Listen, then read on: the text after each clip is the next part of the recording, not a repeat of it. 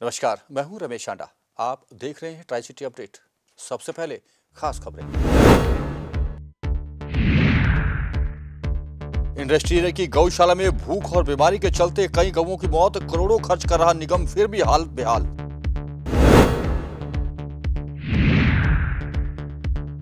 Crime branch ने पकड़ी 300 पेटी अवैध शराब, पंजाब इलेक्शन में इस्तेमाल होने की शंका। और मनी माजरा में कोठी में भीषण आग, लाखों का सामान जलकर राख। और अब खबरें विस्तार से। चंडीगढ़ नगर निगम और प्रशासन, यहां तक कि अन्य कई डिपार्टमेंट भी कौ सेस के रूप में टैक्स पिछले कई सालों से लेते आ रहे हैं। कहा यह जाता था कि इस कौ सेस का इस्तेमाल गौशालाओं में गौओं की सेवा के लिए किया जाएगा ताकि आवारा पशुओं को गौशाला में रखा जा सके। लेकिन हालात आपको हम बताते हैं कि किस तरह के हैं। इंडस्ट्री एरिया गौशाला में कई गौएं बीमारी और भीड़ भाड़ में टकराने से मर चुकी हैं। हालात ये है कि एक के ऊपर एक पशु चढ़ा हुआ है जिनकी देखरेख करने वाला कोई नहीं। इन्हें चारा तक नहीं मिल रहा। हालांकि प्रशासन और नगर निगम दावे करता आ रहा है कि करोड़ों रुपया इस गौशाला के लिए दिया जाता है, लेकिन इन तक पहुंचता ही नहीं क्योंकि भूख के कारण भी कई गौएं मर चुकी हैं। हालात ये हैं कि यहाँ की सड़क पर गोडे गोडे तक पानी चढ़ा हुआ है। यहाँ तक जाना भी मुश्किल हो जाता है। लोग जाएं तो जाएं कैसे? परेशानी का सबब बना हुआ है यहाँ के कर्मचारियों के लिए भी, जिनका ये कहना था कि उन्हें चारा नहीं मिल रहा तो वे गौओं को कहां से दें। आइए आपको भी दिखाते हैं क्या हाल है इंडस्ट्री एरिया की गौशाला का। आप सब जानते हैं कि चंडीगढ़ में काऊ सेस लिया जा रहा है और इस काऊ सेस से ही नगर निगम लोगों से करोड़ों रुपए की वसूली करता है।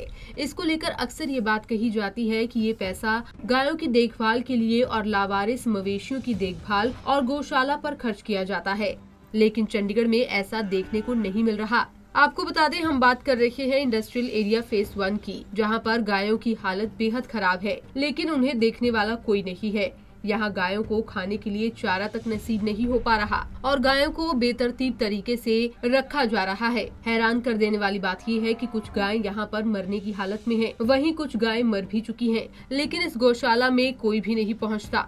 समय समय पर कई बार इसको लेकर सवाल भी उठे हैं, लेकिन नगर निगम चुप्पी साधे हुए है। वहीं ऐसा भी कहा जाता है कि इस गौशाला को प्राइवेट ठेकेदार को सौंप दिया गया है। ऐसे में यही सवाल ठेकेदार पर भी लागू होता है कि आखिर किस तरह से इस गौशाला का संचालन किया जा रहा है, आखिर क्यों इन गायों को यहाँ पर मरने के लिए छोड़ दिया गया है। वहीं जब पंजाब केसरी की टीम ने इस गौशाला का दौरा किया तो कई चौंकाने वाली चीजें सामने आई। इस गौशाला की नहीं, इस गौशाला की तरफ जाने वाली सड़क की भी हालत बेहद खस्ता है। जैसे ही आप इस गौशाला की ओर बढ़ते हैं, आपको हर तरफ कीचड़ ही कीचड़ नजर आएगा। वहीं आपको बता दें, जब बीते 1 फरवरी को हाउस मीटिंग हुई थी तो इसको लेकर कांग्रेस पार्षद गुरप्रीत गापी ने सवाल उठाए थे और कहा था कि इंडस्ट्रियल एरिया फेज 1 में बनी हुई गौशाला की हालत बेहद बदतर है, जिसे सुधार की बेहद जरूरत है।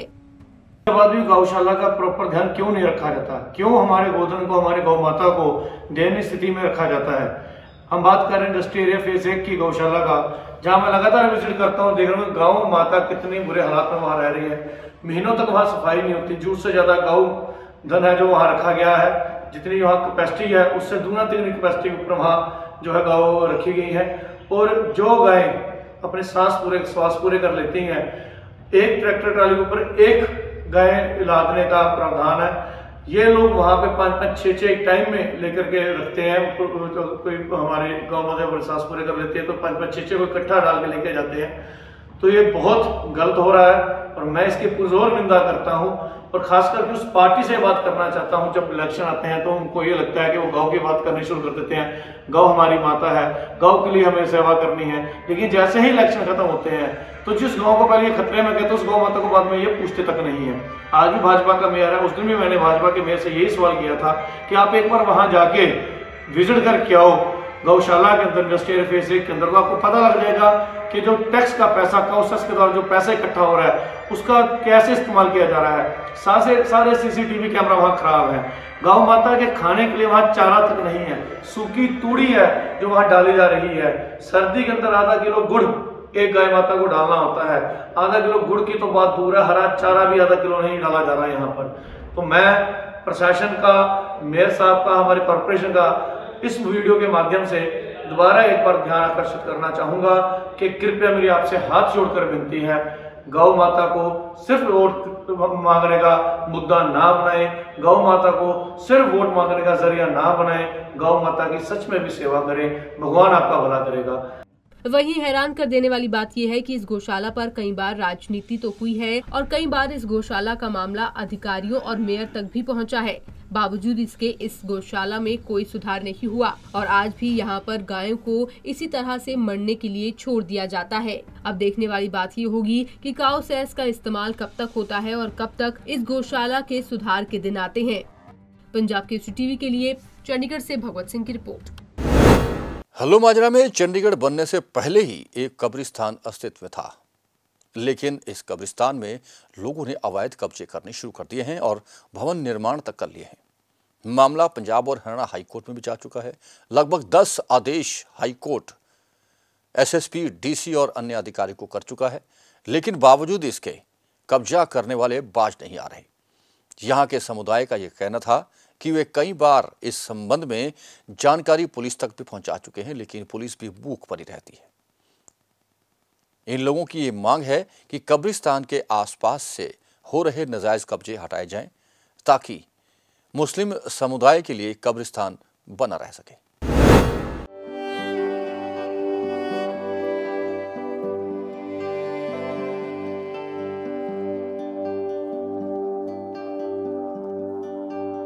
चंडीगढ़ के रहने वाले अहमद खान ने प्रधानमंत्री नरेंद्र मोदी को एक पत्र लिखा है।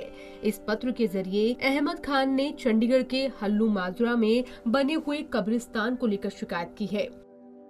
अहमद खान ने अपने पत्र में लिखा है कि हल्लू माजरा में कब्रिस्तान पर लोगों ने अवैध कब्जा कर रखा है और इसको लेकर प्रधानमंत्री को लिखे गए पत्र में उन्होंने शिकायत करते हुए लिखा है कि जीवन के अंतिम समय में मरणोपरांत जहां व्यक्ति को दफनाया जाता है, वहां पर भी लोगों ने अवैध कब्जा कर रखा है और ये कब्रिस्तान सबसे पुराना है। लोगों का कहना है कि जब चंडीगढ़ बसा भी नहीं था, तब से ये कब्रिस्तान यहाँ पर बना हुआ है, जबकि सेक्टर 25 का शमशान घाट भी इसके बाद बना है, लेकिन अब यहाँ पर लोगों ने अवैध कब्जे कर लिए हैं।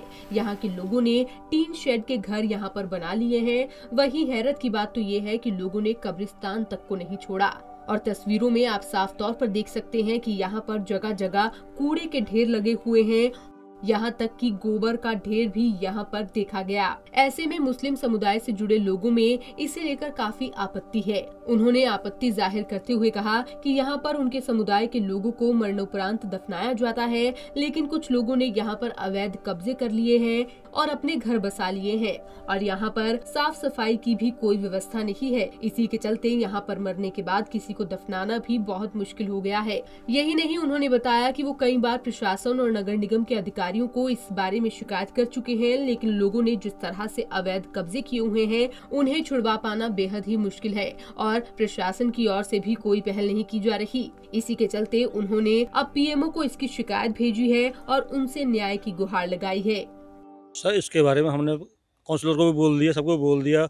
इवन इसके दिल्ली तक लेटर पहुंचाया, दिल्ली तक उसकी ऊपर रसीद पड़ी है, रसीद आई हुई है, मोदी साहब की रसीद आई हुई है, आप देख लेना। तो उन्होंने भी प्रशासन से जवाब मांगा है, अब क्यों नहीं कर रहे हैं। प्रशासन के आगे जून सीगरी है, वो यहाँ आना चाहता नहीं है, ना कोई यहाँ कोई विजिटिंग हो रहा है, यहाँ कोई काउंसलर आ रहा है यहाँ पे। तो हमारी प्रशासन ने सुनी ना, यहाँ के किसी बंदे ने सुनी सही तरीके से। हम यही चाहते हैं सर, इसका ठीक तरीके से अपना शेड बन जाए, पानी का कनेक्शन हो जाए, सफाई वगैरह हो जाए जी। बाकी हम भी खुद अपने आप हेल्प करने को तैयार हैं। ये यहाँ के कब्रिस्तान की हालत देखी तो मुझे मालूम भी नहीं पड़ रहा था कि ये कब्रिस्तान है। मैंने पूछा, भाई ये कोई कूड़ा डालने की जगह है या ये कब्रिस्तान ही है? तो यहाँ के बाशिंदों ने मुझे बताया कि नहीं, ये कब्रिस्तान ही है और कागज़ों में ये हमारी ज़मीन है, कब्रिस्तान के नाम से ही है ये ज़मीन। इतना हम जिंदा भी नहीं रहते जितना हमें यहाँ रहना पड़ता है। तो उसकी पोजीशन देखें हम, और जहाँ 60 या 70 साल रहना पड़ता है, वहाँ जो है हमारे कुमकुमे लगे हुए हैं, टाइल्स लगे हुए हैं, पत्थर लगे हुए हैं। कब्रिस्तान पर बने अवैध कब्जों को लेकर समुदाय के लोगों ने रोष जाहिर किया और जल्द से जल्द अवैध कब्जों को हटाने की मांग की। इसे लेकर उन्होंने प्रशासन के साथ साथ प्रधानमंत्री नरेंद्र मोदी को भी पत्र लिखा है। अब देखने वाली बात ये होगी कि प्रशासन इस मसले पर क्या कुछ कदम उठाता है। पंजाब केसरी टीवी के लिए चंडीगढ़ से भगवत सिंह की रिपोर्ट। पंजाब विश्वविद्यालय में अभी भी ऑनलाइन क्लासेस लग रही हैं, जबकि स्कूल खुल चुके हैं। स्टूडेंट्स अब नाराज हैं। छात्र संगठनों ने भी इसका विरोध शुरू कर दिया है। इसी सिलसिले में पंजाब विश्वविद्यालय में सोमवार को छात्र संगठनों ने जोरदार प्रदर्शन किया। सिर्फ प्रदर्शन ही नहीं किया बल्कि वीसी राजकुमार का पुतला भी फूंक दिया। इन लोगों का कहना था कि पीयू प्रशासन जानबूझ के ऑनलाइन कक्षाओं को बढ़ावा दे रहा है क्योंकि प्रोफेसर और लेक्चरर्स को काम नहीं करना पड़ रहा। इन लोगों का कहना था कि यदि इसी तरह पढ़ाई खराब होती रही तो स्टूडेंट्स के भविष्य पर सवालिया निशान खड़ा हो जाएगा। इन लोगों ने मांग की कि जल्द से जल्द पंजाब विश्वविद्यालय में ऑफलाइन क्लासेस शुरू की जाए। ਅੱਜ ਹੀ ਇੱਥੇ ਪੰਜਾਬ ਯੂਨੀਵਰਸਿਟੀ ਦੇ ਵਾਈਸ ਚਾਂਸਲਰ ਦਫ਼ਤਰ ਦੇ ਬਾਹਰ ਅਸੀਂ ਵਿਦਿਆਰਥੀ ਜਥੇਬੰਦੀ ਪੰਜਾਬ ਸਟੂਡੈਂਟਸ ਯੂਨੀਅਨ ਲਲਕਾਰ ਵੱਲੋਂ ਤੇ ਨੌਜਵਾਨ ਭਾਰਤ ਸਭਾ ਵੱਲੋਂ ਇੱਕ ਪੁਤਲਾ ਫੂਕ ਮੁਜ਼ਾਹਰਾ ਕੀਤਾ ਹੈ। ਇਹਦਾ ਕਾਰਨ ਅਸਲ ਵਿੱਚ ਇਹ ਹੈ ਵੀ ਯੂਨੀਵਰਸਿਟੀ 2 ਸਾਲ ਤੋਂ ਬੰਦ ਪਈ ਹੈ। ਇਹਦੇ ਨਾਲ ਹੀ ਚੰਡੀਗੜ੍ਹ ਦੇ ਪੰਜਾਬ ਦੇ ਸਾਰੇ ਮੁਲਕ ਦੇ ਵਿੱਚ ਇਹ ਹਾਲ ਹੈ ਵੀ ਸਕੂਲ ਕਾਲਜ ਯੂਨੀਵਰਸਿਟੀਆਂ ਜਿਹੜੀਆਂ ਨੇ ਉਹ 2-2 ਸਾਲ ਤੋਂ ਕਰੋਨਾ ਦੇ ਡਰਾਮੇ ਤੋਂ ਬਾਅਦ ਬੰਦ ਪਈਆਂ ਨੇ। ਹਜੇ ਤੱਕ ਵਿਦਿਆਰਥੀਆਂ ਲਈ ਉਹਨਾਂ ਨੂੰ ਖੋਲ੍ਹਿਆ ਨਹੀਂ ਗਿਆ। ਪੰਜਾਬ ਸਰਕਾਰ ਨੇ ਤਾਂ ਕੱਲ੍ਹ ਸ਼ਾਮ ਨੂੰ ਹੀ ਦੇਖੋ ਅੱਜ ਸਕੂਲ ਖੋਲ੍ਹਣ ਦਾ ਨੋਟਿਸ ਜਾਰੀ ਕਰਤਾ, ਉਹ ਵੀ ਜਨਤਕ ਦਬਾਅ ਹੇਠ, ਕਿਉਂਕਿ ਅੱਜ 23 ਕਿਸਾਨ ਜਥੇਬੰਦੀਆਂ ਵੱਲੋਂ ਇੱਕ ਪੂਰੇ ਪੰਜਾਬ ਭਰ ਦੇ ਵਿੱਚ ਸੱਦਾ ਦਿੱਤਾ ਗਿਆ ਸੀਗਾ ਵੀ ਅੱਜ ਤੋਂ ਸਕੂਲ ਖੋਲ੍ਹੇ ਜਾਣ ਨਹੀਂ ਤਾਂ ਪੁਤਲੇ ਫੂਕੇ ਆਉਣਗੇ ਤੇ ਆਉਣ ਵਾਲੇ ਸਮੇਂ 'ਚ ਸੰਘਰਸ਼ ਤੇਜ਼ ਹੋਊਗਾ। ਪਰ ਜਿਹੜਾ ਨੋਟਿਸ ਆਇਆ ਉਹਦੇ ਵਿੱਚ ਇਹ ਲਿਖਿਆ ਵੀ 6ਵੀਂ ਤੋਂ ਉੱਤੇ ਵਾਲੇ ਵਿਦਿਆਰਥੀਆਂ ਦੇ ਲਈ ਖੋਲ੍ਹੇ ਜਾਣਗੇ। ਤਾਂ ਅਸੀਂ ਮੰਗ ਕਰਦੇ ਹਾਂ ਵੀ ਉਹ ਤੋਂ ਥੱਲੇ ਵਾਲੇ ਵਿਦਿਆਰਥੀਆਂ ਦਾ ਵੀ ਤਾਂ ਉਨਾ ਹੀ ਨੁਕਸਾਨ ਹੋ ਰਿਹਾ। ਕੱਲ੍ਹ ਸ਼ਾਮ ਨੂੰ ਹੀ ਪੰਜਾਬ ਸਰਕਾਰ ਨੂੰ ਮਜਬੂਰ ਹੋਣਾ ਪਿਆ। ਇੱਕ ਨੋਟਿਸ ਕੱਢਿਆ ਪੰਜਾਬ ਸਰਕਾਰ ਨੇ ਕਿ 6ਵੀਂ ਕਲਾਸ ਤੋਂ ਉੱਪਰ ਸਾਰੇ ਸਕੂਲ ਤੇ ਸਾਰੇ ਕਾਲਜ ਯੂਨੀਵਰਸਿਟੀਆਂ ਪੂਰੀ ਤਰ੍ਹਾਂ ਜਿਹੜੇ ਉਹ ਖੋਲ੍ਹੇ ਜਾਣ। ਤੇ ਅੱਜ ਪਰ ਜਿੰਨੀਆਂ ਜਥੇਬੰਦੀਆਂ ਨੇ ਆਪਣਾ ਜਿਹੜਾ ਥਾਂ ਤੇ ਪੰਜਾਬ ਦੇ ਵਿੱਚ ਉਹ ਸੰਘਰਸ਼ ਉਹ ਰੱਖਿਆ ਹੈ। ਅੱਜ ਇਸ ਵੇਲੇ ਸੜਕਾਂ ਜਾਮ ਕਰੀਆਂ ਹੋਈਆਂ ਕਿਉਂਕਿ ਪੰਜਾਬ ਸਰਕਾਰ ਨੇ ਹਜੇ ਵੀ ਜਿਹੜਾ ਸਕੂਲਾਂ ਨੂੰ ਪੂਰੀ ਤਰ੍ਹਾਂ ਖੋਲ੍ਹਣ ਦਾ ਐਲਾਨ ਨਹੀਂ ਕੀਤਾ, 6ਵੀਂ ਤੋਂ ਥੱਲੇ ਬੰਦ ਰੱਖਿਆ ਹੈ ਤੇ ਕਾਲਜ ਯੂਨੀਵਰਸਿਟੀਆਂ ਨੂੰ ਵੀ ਨਾਲ ਆਨਲਾਈਨ ਚੱਲਣ ਦੀ ਵੀ ਜਿਹੜੀ ਉਹ ਇਜਾਜ਼ਤ ਦਿੱਤੀ ਹੈ, ਜਿਹੜਾ ਕਿ ਇੱਕ ਤਰ੍ਹਾਂ ਦਾ ਖਿਲਵਾੜ ਹੈ। ਇਹ ਡਰਾਮੇ ਨੂੰ ਜਾਰੀ ਰੱਖਣ ਦਾ ਇੱਕ ਤਰੀਕਾ ਹੈ। ਇਸ ਕਰਕੇ ਪੰਜਾਬ ਦੇ ਲੋਕਾਂ ਨੇ ਅੱਜ ਥਾਂ ਤੇ ਸੜਕਾਂ ਜਾਮ ਕਰ ਰੱਖੀਆਂ ਨੇ ਤੇ ਇਸ ਲੋਕਾਂ ਦੇ ਸੰਘਰਸ਼ ਦੀ ਬਦੌਲਤ ਜਿਵੇਂ ਪੰਜਾਬ ਸਰਕਾਰ ਕੱਲ੍ਹ ਇੱਕ ਨੋਟਿਸ ਕੱਢਣ ਲਈ ਮਜਬੂਰ ਹੋਈ ਹੈ। आपको भी पता है कि भी जो कोविड का जो है वो अब्रप्टली डाउन जा रहा है और विद इन नेक्स्ट 1 और 2 वीक वो पूरी तरह मतलब it is expected from medical sciences की वो पूरी तरह हो जाए। और आज के टाइम्स ऑफ इंडिया में भी आपने पढ़ा होगा कि भी universities going to open for all, मतलब university in the process, but we are waiting for some जो यूनिवर्सिटी अथॉरिटीज़ है they are waiting for right time. ਇਹਦੇ ਬਾਰੇ ਪ੍ਰਦਰਸ਼ਨ ਜਿਹੜਾ ਅੱਜ ਦਾ ਹੋਇਆ ਜੀ, ਪਹਿਲੀ ਗੱਲ ਤਾਂ ਇਹ ਪੰਜਾਬ ਦੇ ਵਿੱਚ ਜਿਹੜਾ ਸਾਰੀਆਂ ਜਨਤਕ ਜਥੇਬੰਦੀਆਂ ਨੇ ਇੱਕ ਸੱਦਾ ਦਿੱਤਾ ਸੀ ਵੀ 7 ਫਰਵਰੀ ਨੂੰ ਜਿਹੜਾ ਸਿੱਖਿਆ ਮਹਿਕਮਾ ਜਾਂ ਜਿਹੜੀ ਸਰਕਾਰਾਂ ਨੇ ਉਹ ਬੱਚਿਆਂ ਦੇ ਭਵਿੱਖ ਨਾਲ ਖੇਡ ਰਹੀਆਂ ਸਕੂਲ ਖੁਲਵਾਉਣ ਦੇ ਲਈ ਇਹ ਅੱਜ ਸਾਰੇ ਪੰਜਾਬ ਭਰ ਦੇ ਵਿੱਚ ਜਿਹੜੇ ਹੈ ਪ੍ਰਦਰਸ਼ਨ ਹੋ ਰਹੇ ਆ। ਮੋਹਾਲੀ ਤੋਂ ਲੈ ਕੇ ਚੰਡੀਗੜ੍ਹ ਸਾਰੀ ਜਗ੍ਹਾ ਹੋ ਰਹੇ ਆ। ਉਹਦੇ ਤਹਿਤ ਅਸੀਂ ਅੱਜ ਇੱਥੇ ਨੌਜਵਾਨ ਤੇ ਵਿਦਿਆਰਥੀ ਮਿਲ ਕੇ ਅਸੀਂ ਇੱਥੇ ਅੱਜ ਪ੍ਰੋਟੈਸਟ ਰੱਖਿਆ ਸੀ ਯੂਨੀਵਰਸਿਟੀ ਦੇ ਵਿੱਚ ਵੀ ਚੰਡੀਗੜ੍ਹ ਜਿਹੜਾ ਸਿੱਖਿਆ ਮਹਿਕਮਾ ਇਹਨਾਂ ਨੇ ਕਿਹਾ ਸੀ 10ਵੀਂ ਤੋਂ 12ਵੀਂ ਤੱਕ ਅਸੀਂ ਸਕੂਲ ਖੋਲ੍ਹ ਰਹੇ ਹਾਂ, ਪਰ ਸਾਡੀ ਮੰਗ ਇਹ ਆ ਵੀ ਬਾਕੀ ਬੱਚਿਆਂ ਨੇ ਕੋਈ ਗੁਨਾਹ ਨਹੀਂ ਕੀਤਾ, ਪਹਿਲੀ ਕਲਾਸ ਤੋਂ ਲੈ ਕੇ ਪੂਰੀ ਤਰ੍ਹਾਂ ਖੋਲ੍ਹੇ ਜਾਣ ਤੇ ਆ ਯੂਨੀਵਰਸਿਟੀ ਬੰਦ ਪਈ ਆ, ਕਾਲਜ ਵੀ ਨੇ, ਇਹ ਸਾਰੇ ਖੋਲ੍ਹੇ ਜਾਣ, ਪੂਰੀ ਤਰ੍ਹਾਂ ਖੋਲ੍ਹੇ ਜਾਣ। ਜੇ ਬਾਕੀ ਪ੍ਰੋਗਰਾਮ ਹੋ ਰਹੇ ਨੇ, ਰੈਲੀਆਂ ਇਹਨਾਂ ਦੀਆਂ ਜਿਹੜੀਆਂ ਸਿਆਸੀ ਪ੍ਰਚਾਰ ਹੋ ਰਿਹਾ ਹੈ ਨਾ, ਰੋਡ ਸ਼ੋਅ ਹੋ ਰਹੇ ਆ, ਘਰਾਂ ਪ੍ਰਚਾਰ ਕਰ ਰਹੇ ਇਲੈਕਸ਼ਨਾਂ ਦਾ, ਇਹ ਤਾਂ ਇਹ ਕਿਉਂ नहीं खोले जा रहे। चंडीगढ़ क्राइम ब्रांच को उस समय बड़ी सफलता हाथ लगी जब इंडस्ट्री एरिया में एक नाके के दौरान पुलिस ने 300 पेटी अवैध शराब बरामद की है। ये शराब एक वाहन में ले जाई जा रही थी जिसके चालक सरवन को भी पुलिस ने गिरफ्तार कर लिया है। पुलिस को शक है कि ये शराब पंजाब में इलेक्शन के दौरान बांटी जानी थी, लेकिन उससे पहले ही पुलिस को सूचना मिली और पुलिस ने नाके के दौरान पूरा ट्रक अपने कब्जे में ले लिया है। पुलिस गिरफ्तार किए गए व्यक्ति से छानबीन कर रही है और पता लगाया जा रहा है कि शराब कहां से आई और कहां जानी। चंडीगढ़ क्राइम ब्रांच को बड़ी कामयाबी मिली है। क्राइम ब्रांच के हत्थे अवैध शराब का तस्कर चढ़ गया है। आपको बता दें, गुप्त सूचना के आधार पर क्राइम ब्रांच ने ये जाल बिछाया था, जिसके चलते इंस्पेक्टर सतविंदर सिंह दूहन और उनकी टीम ने चंडीगढ़ इंडस्ट्रियल एरिया के पास से इस अवैध शराब के जखीरे को पकड़ा। क्राइम ब्रांच ने गाड़ी की तलाशी ली तो उसमें से 3600 बोतल शराब की 300 पेटियां बरामद की गई हैं। पुलिस ने गाड़ी और ड्राइवर को कब्जे में ले लिया है और मामला दर्ज कर लिया गया है। वहीं पकड़े गए आरोपी की पहचान सरवन कुमार के रूप में हुई है। Crime branch police Sarvan Kumar से पूछताछ कर रही है कि आखिर इतनी मात्रा में शराब कहां ले जाई जानी थी। Coordination committee of MC and employee unions के बैनर तले कर्मचारियों ने आज जोरदार प्रदर्शन किया। यह कर्मचारी आउटसोर्सेज वर्कर्स की सैलरी में 11% की बढ़ोतरी की मांग कर रहे हैं। उनका कहना था कि डीसी रेट के तहत उन्हें 11% की बढ़ोतरी मिलनी चाहिए। इन कर्मचारियों का यह भी आरोप है कि प्रशासन को बार बार कहने पर भी उनकी जायज मांगे नहीं मान रही और यही वजह है कि उन्हें बार बार प्रदर्शन करना पड़ रहा है।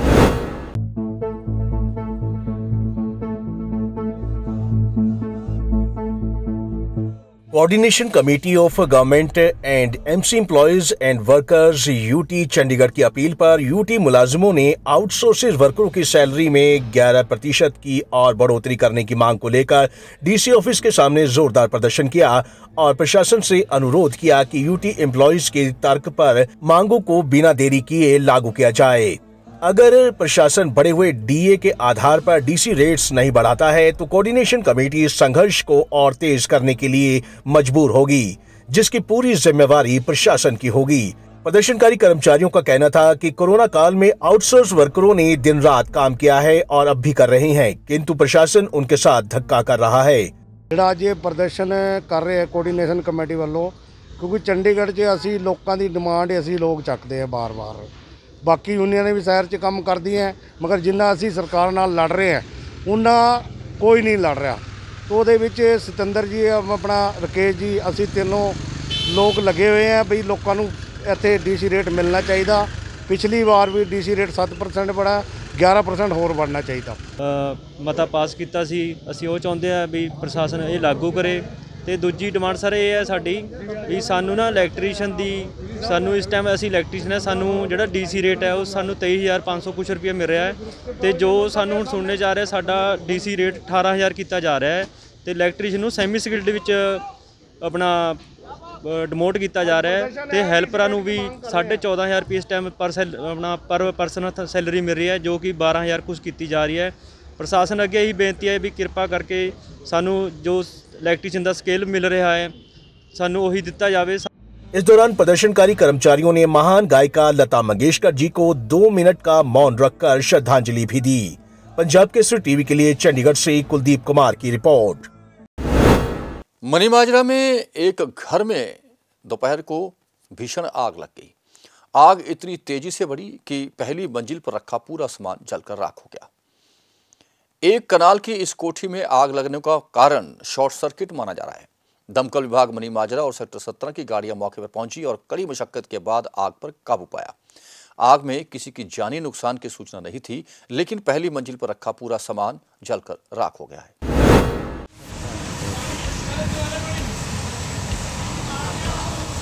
देखो तेरा जान पे खेल के ये देखिए क्या हाल है इसका। मध्य फंसे हैं छत में, अब पानी काटने पे छत में फंसे हैं हमारे। और ये देखिए फायर ब्रिगेड वाले अपनी जान पे खेल के बेचारे कैसे जान पे खेलते हैं अपनी। देखिए दिख नहीं रहा बंदा कुछ ही भाई, फायर ब्रिगेड वाला बेचारा बुरा हाल है इसका, धुएं में फंसा हुआ भाई। ये देखिए फायर ब्रिगेड वाले अपनी जान मोबाइल इधर रखिए ना, ये देखिए बेचारे जान पे खेल के।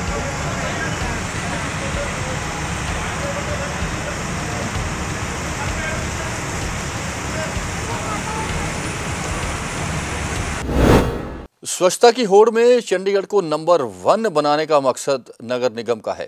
नगर निगम के मेयर भी बार ये कह चुकी है कि उनकी प्राथमिकता चंडीगढ़ को स्वच्छता के क्षेत्र में नंबर 1 पर ले जाना है। लेकिन नंबर 1 पर ऐसे कैसे ले जाएंगे जबकि बीचों बीच बने सेक्टरों में भी सफाई की हाल बेहाल हुई पड़ी है।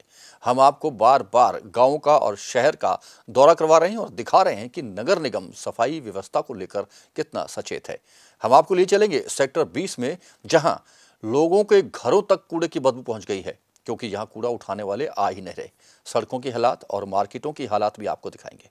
आइए चलते हैं सेक्टर 20 चंडीगढ़।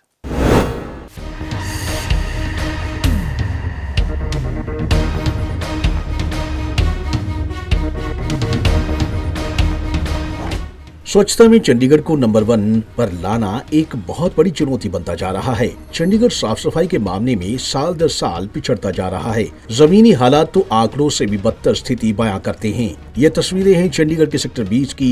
कहने को तो ये सेक्टर चंडीगढ़ का मेन सेक्टर है और चंडीगढ़ के बीचों बीच पड़ता है, लेकिन यहाँ पर जो हालात हैं वो सोचने पर मजबूर करते हैं।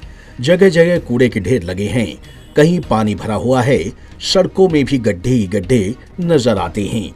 इस एरिया के ग्रीन बेल्ट की हम बात करें तो वहां पर भी साफ सफाई की सबसे बड़ी समस्या है।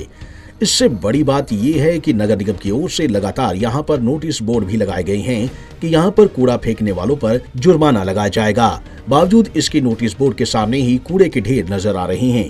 इस सेक्टर के निवासियों का कहना है कि यहां पर सफाई व्यवस्था चरमराई हुई है और ये लगातार इसकी शिकायत भी करते रहे हैं। बावजूद इसके यहां पर कोई भी ना तो अधिकारी पहुंचता है और ना ही कर्मचारी। सेक्टर 20 के बीच मार्केट में एक बस स्टॉप है और उसकी हालत भी इतनी जर्जर होती जा रही है कि वह बस स्टॉप कभी भी गिर सकता है। बस स्टैंड लोकल स्टॉपेज नहीं है, वो बहुत साल हो गए ਉਹ ਤੋੜਤੇ ਨੇ ਤੇ ਜਿਹੜੇ ਹੈ ਉਹ ਬੁਰੀ ਹਾਲਤ 'ਚ ਹੈ ਤੇ ਉਹਨਾਂ ਨੂੰ ਵੀ ਜਲਦੀ ਤੋਂ ਜਲਦੀ ਮੈਂ ਇਹ ਪ੍ਰਸ਼ਾਸਨ ਨੂੰ ਕਾਰਪੋਰੇਸ਼ਨ ਨੂੰ ਨਿਵੇਦਨ ਕਰਾਂਗਾ ਕਿ ਉਹ ਜਿਹੜੇ ਹੈ ਬੱਸ ਸ਼ੈਲਟਰ ਬਣਾਏ ਜਾ। ਨਹੀਂ ਇਹ ਤਾਂ ਕੋਈ ਹਾਲਤ ਜੋ ਦੇਖਣ 'ਚ ਆ ਰਹੇ ਨੇ, ਜੇ ਇਹ ਹਾਲ ਚੱਲਦਾ ਰਿਹਾ ਤੇ ਨੰਬਰ 1 ਤੇ ਆਉਣ ਦਾ ਕੋਈ ਸਵਾਲ ਹੀ ਪੈਦਾ ਨਹੀਂ ਹੁੰਦਾ, ਕਿਉਂਕਿ ਇਸ ਵੱਲ ਬਹੁਤ ਧਿਆਨ ਦੇਣ ਦੀ ਲੋੜ ਹੈ। मैं देखिया अफसर ज़्यादा तौर पर अपने कमरे AC कमरे बैठे रहते हैं, ना कोई देखता ना कोई चैक करता है। इतने बहुत आते नहीं जी, दर्शन नहीं होंगे, ना कोई सफाइयाँ करते हैं। बाई चांस कंप्लेंटा करके कभी कर दो तो फिर भावें आ जान, अदरवाइज़ कोई नहीं पहुँचता। ये बी रोड की रोड चलती है नहीं, रोड साइडों से बहुत खलारा इकट्ठा हो जाता है। 15-20 दिन उदा ही पैरों का कोई नहीं होता। चंडीगढ़ हुण शहर तो अपना ही है, ठीक है ना, असी भी साड़ी भी जिम्मेवारी बनती भी, साफ रखिए। बट गल है साड़ी जिम्मेवारी घर के अंदर अंदर है, बाहर असी इन्ना कर सकते हैं भी गंद जिहड़ा है खलारा जिहड़ा है सड़कों के ना सुट्टिए। सेक्टर 20 की इन तस्वीरों को देखकर इस बात का अंदाजा लगाया जा सकता है कि हम स्वच्छता के मामले में साल दर साल क्यों पिछड़ते जा रहे हैं।